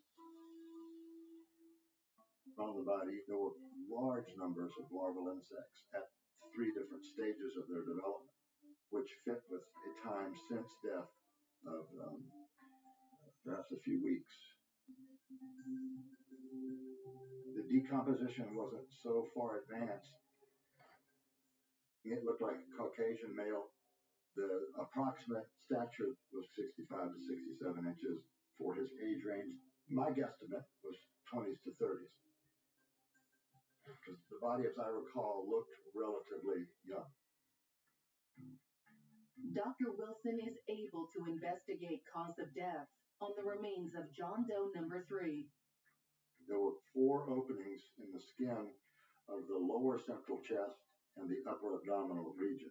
Those represented 4 stab wounds to the body.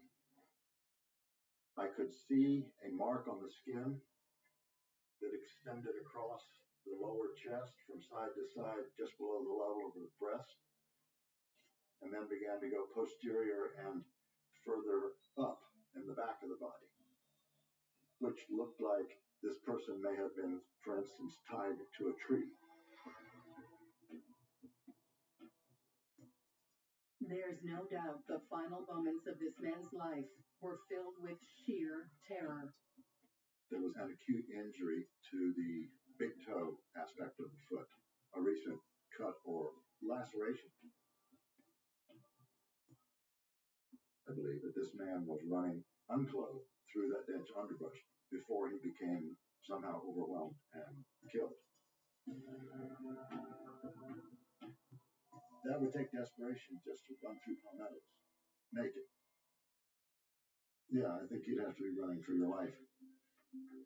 Dr. Wilson makes another disturbing finding, one that matches Dr. Imami's discovery on the 1994 John Doe found in Charlotte County.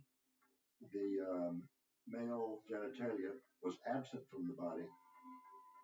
The teeth from both of Dr. Wilson's bodies also share similarities with the earlier victim. The 2 individuals that I looked at, they had features that suggested hadn't been to a dentist much, if at all, in a number of years prior to the time that they died. So what this was telling us is that our victims were basically street people. Investigators believe the 3 John Does are connected. The similarities, relatively desolate locations, bodies hidden, bodies unclothed, and with genital mutilation would suggest an individual serial killer.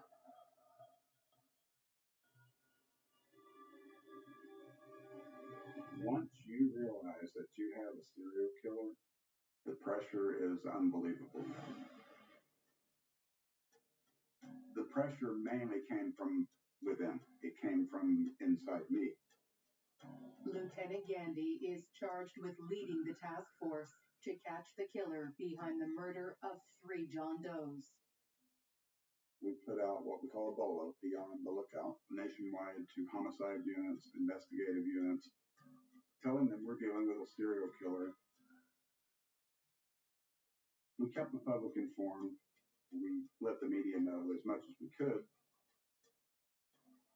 It really becomes kind of a sense of responsibility to do something, because when someone's actively out there killing, not only is it reporting the news, you're trying to do whatever you can to get this person caught so it stops. As the task force ramps up, investigators get an urgent call. 2 Charlotte County Public Works employees were taking a break. They were working in an area that was heavily wooded, and they decided to take a walk in the woods. And they come up on the skull. Detective Hobbs and Lieutenant Gandy race to the scene. What I saw was the skull of a white male. It wasn't completely decomposed. The skull had flesh and hair. We all spread out and started searching the area for additional remains. I found the torso. The remains were mostly skeletonized, having some skin and some tissue left. Not too far from that, I found what was left of the pelvis. No legs, no spine, just cut right off the top of the pelvis. Then I looked off in the distance, and I saw something white laying underneath the tree. And from my vantage point, it kind of looked like it possibly could be a homeless person covered up in sleep. When I started getting close, I noticed a hand kind of sticking a little bit out from old carpet padding. It looked like blood had dripped on the hands. That's when I called out to Lieutenant Gandy. I think I've got another one.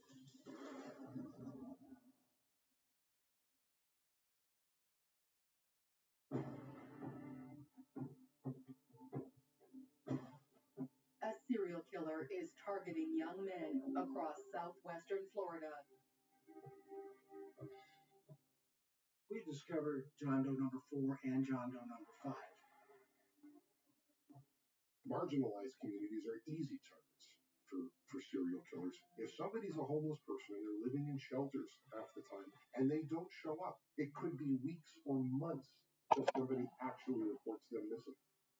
That's a time gap that is favorable to a serial killer.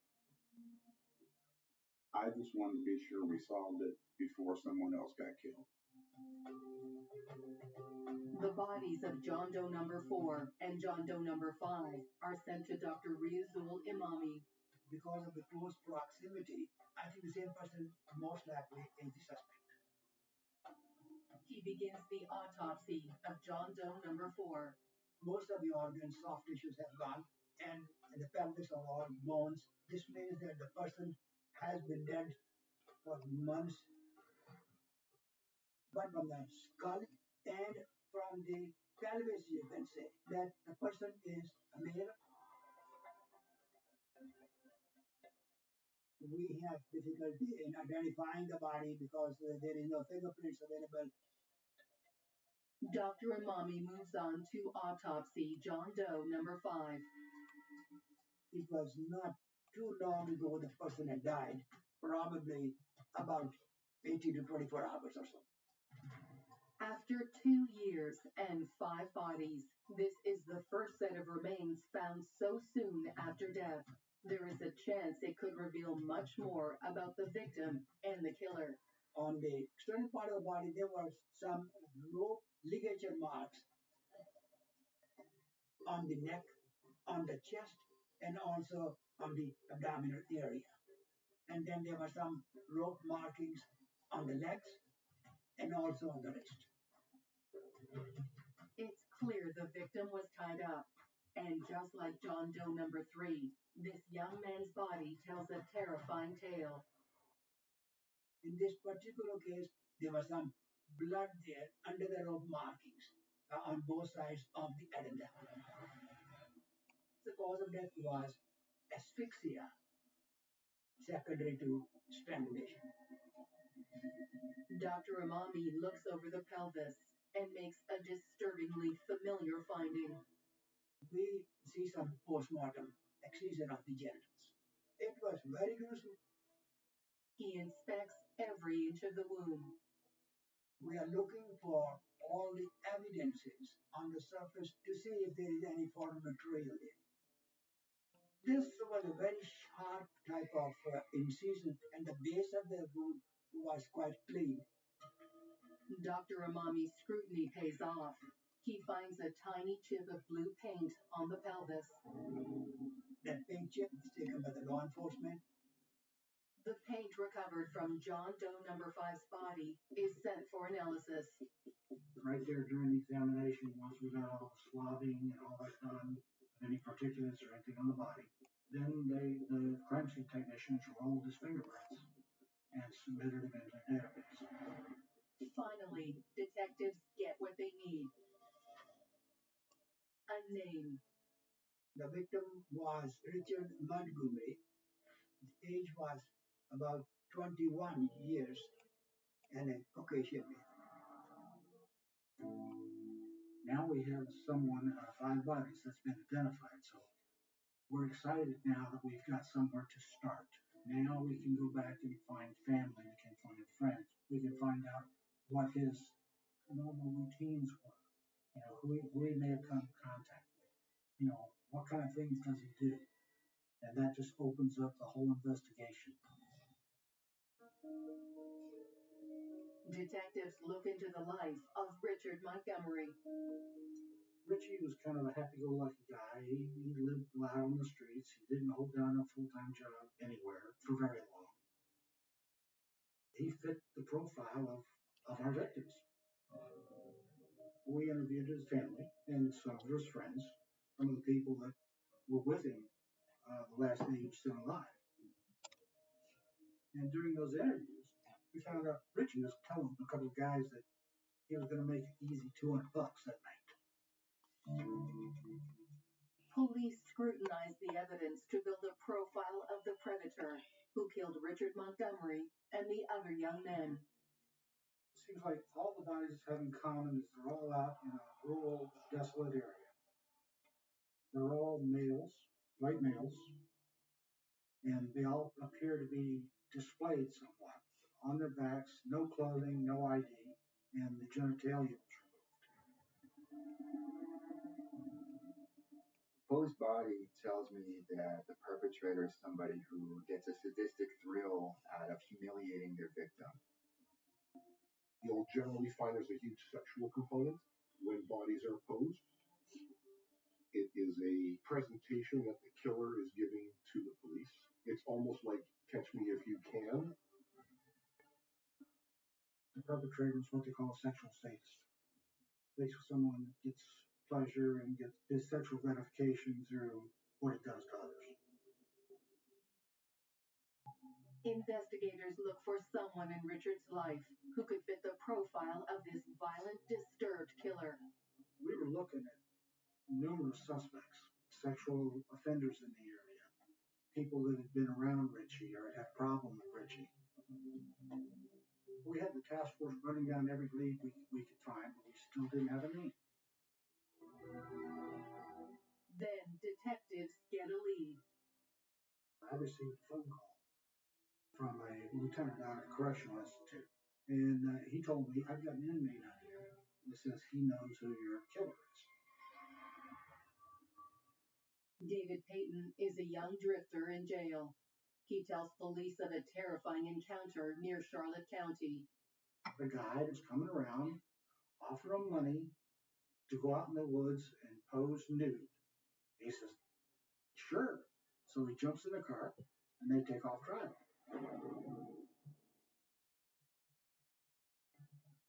And then all of a sudden, this guy's demeanor changes.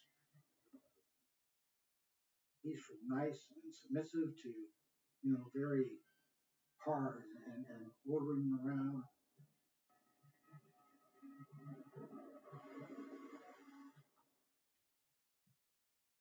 And then the car gets stuck in a muddle.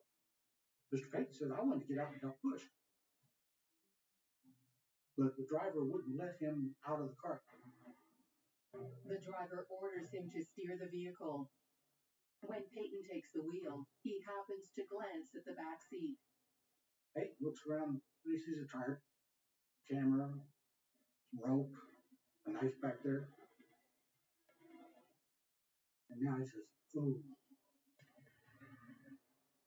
Fearing for his life, Peyton slams on the gas the second the car hits the road.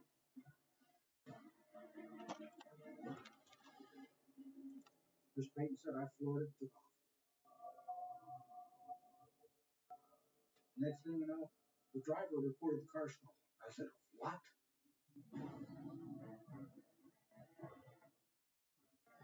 I immediately send down to the main office and have the case report pulled. And the person that reported it stolen was Daniel Conahan Jr. Detectives suspect the man David Peyton barely escaped could be the serial killer they're hunting. My first response was looking up and saying, "Thank you, Lord. We got a name."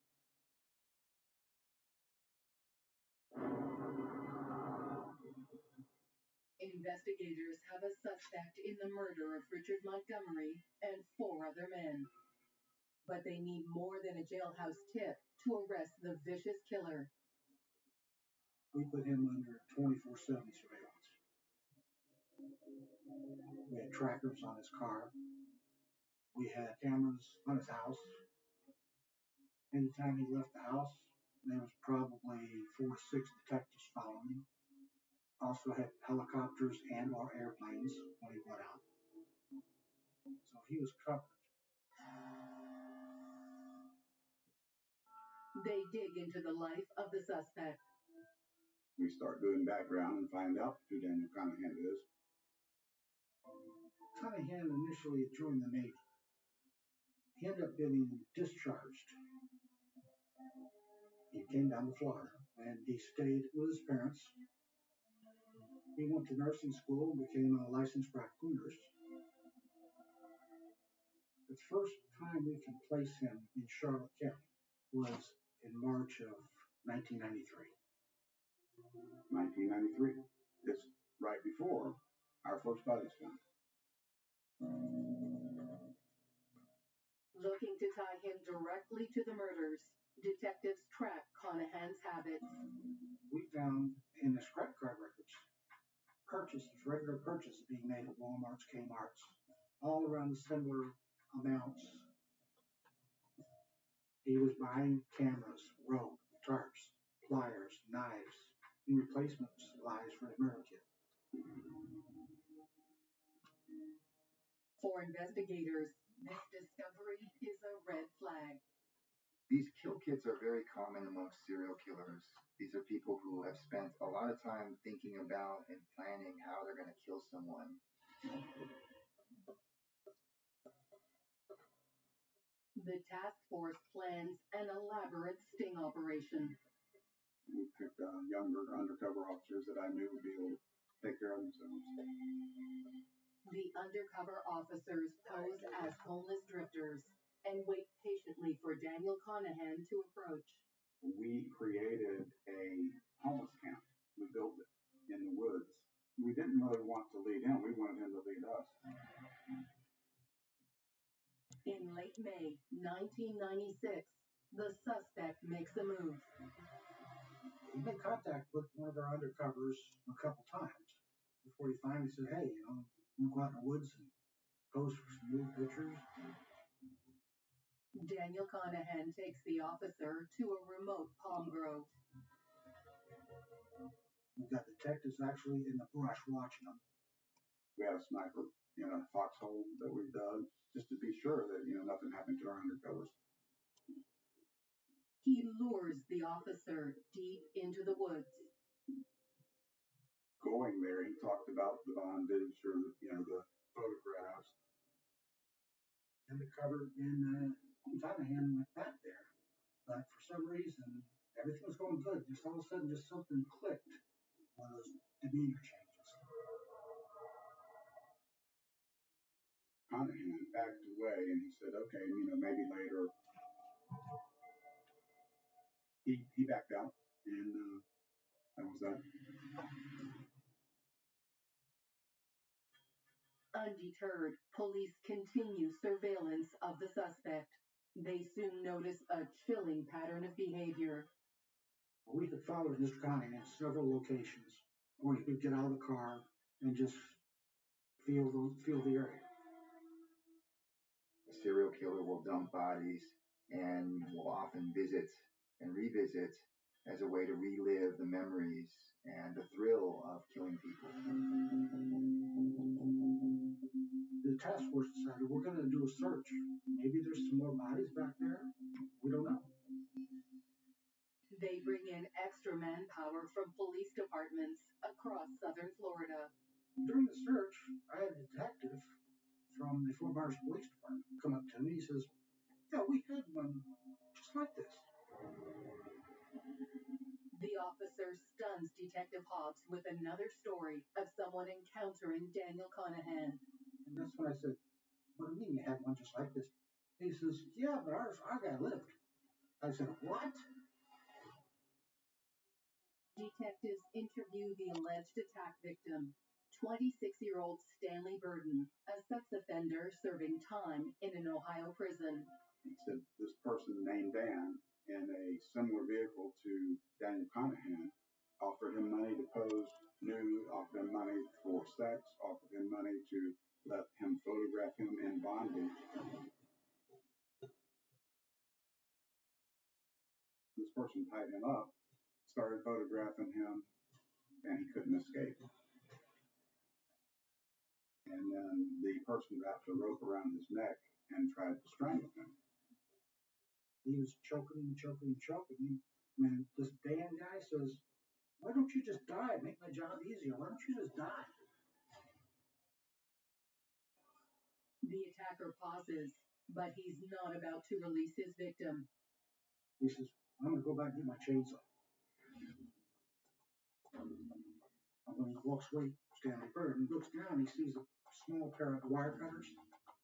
Well, he skinnies down the tree where he can get a hold of them, cuts himself loose, takes off running. Wounded and bleeding, Stanley Burden tears through the dense underbrush until he reaches a road. And that's when this trucker was going down the street, sees this guy running bloody and naked, and picks him up and takes him to the hospital. Dr. Riazul Imami compares Stanley Burden's neck injuries to the wounds on Richard Montgomery's body. The hemorrhages in the soft tissues on the anterior and lateral aspects of the neck was there, and that matched with the rope markings outside.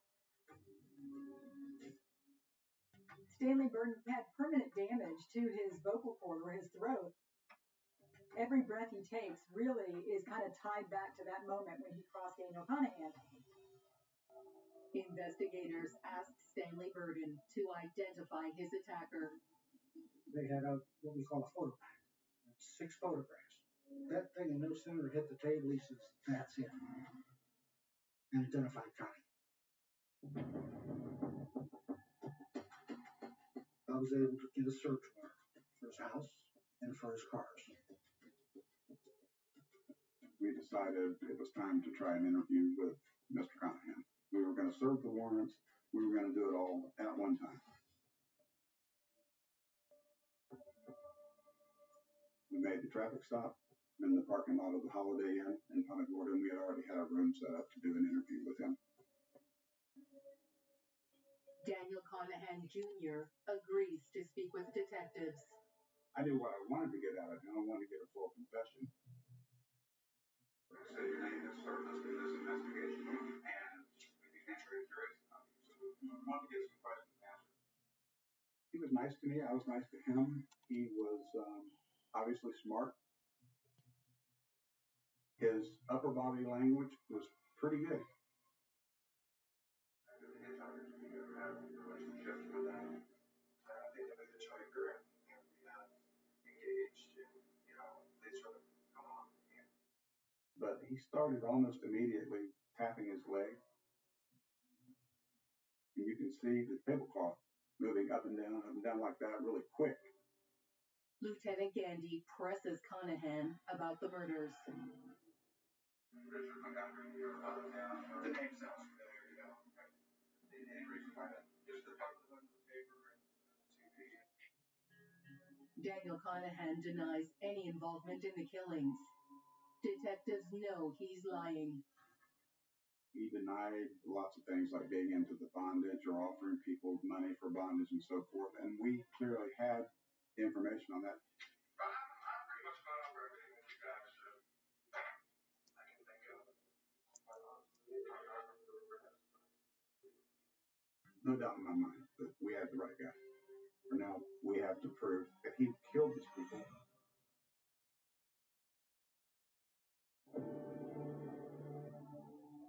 As detectives are interviewing Daniel Conahan Jr. in the serial murder of 5 men, a search of the suspect's home turns up key evidence. We found the backpack, and we found all the items that were gone in the backpack. We found tarps, 4-inch rope, a Polaroid camera, and paring knives. Investigators also take a sample of paint from the suspect's car. During the examination and autopsy, we took a paycheck from Richard Montgomery's body. The person who is committing the crime, he has left on evidence. The medical examiner recovered a little paint chip right by where the genitals had been removed.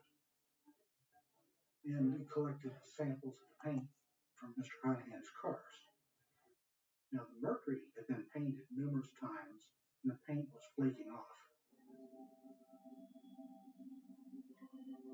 Well, the lab tested that paint. The paint sample that we recovered from Mr. Montgomery matched the exact paint off of the vehicle. The thickness of the layers, pigments, all that matched layer for layer. After 2 years of investigation into the murder of 5 young men, detectives finally have found what they've been searching for, an unmistakable link between Conahan and Richard Montgomery. It took 3 years or so before we were able to take him to trial. And he chose to have a trial by judge. Testimony from detectives and the medical examiner form the backbone of the prosecution's case. Daniel Conahan Jr. was coming around offering street money to go out in the woods and pose nude in bondage. Into the woods. And tied him up to these trees. There were mountains on the back of the lid by the mark of the cliff. I could see some markings there which show that this is a rock mark. And then we go into the neck, the lungs press the throat, and that caused the suffocation and asphyxia. Another key connection Dr. Umami makes for the prosecution comes from the suspect's experience working as a nurse. He has an access to surgical tools working there in the hospital. So, indeed, the external genitalia which has been removed on Montgomery's body, he has used sharp instruments like a sharp scalpel. After only 25 minutes of deliberation, the judge reaches a verdict. He took a recess and then came back up, found him guilty. Daniel Conahan Jr. is sentenced to death for the cruel and horrific killing of Richard Montgomery. He was loved by his family, and he loved his family. And unfortunately, there was a monster waiting in the woods, and that monster took advantage of Richard's poor decision and murdered him. Eventually, 2 more John Does are identified, and their families notified of their deaths.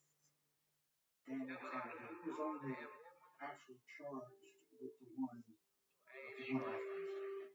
No charges have been laid in connection with these cases, though Conahan remains the prime suspect. When they don't take him to trial for the cases, you're sparing a family more court time and more publicity and more pain. They have to sit there and listen to how their son or their daughter was murdered and mutilated when you can accomplish the same thing and get a death penalty case on one case. Why subject them to that?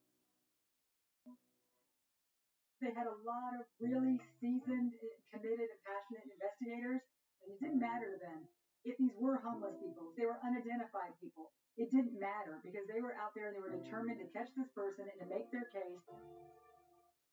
We need the medical examiner to establish that we have a homicide and to prove how a homicide victim was killed.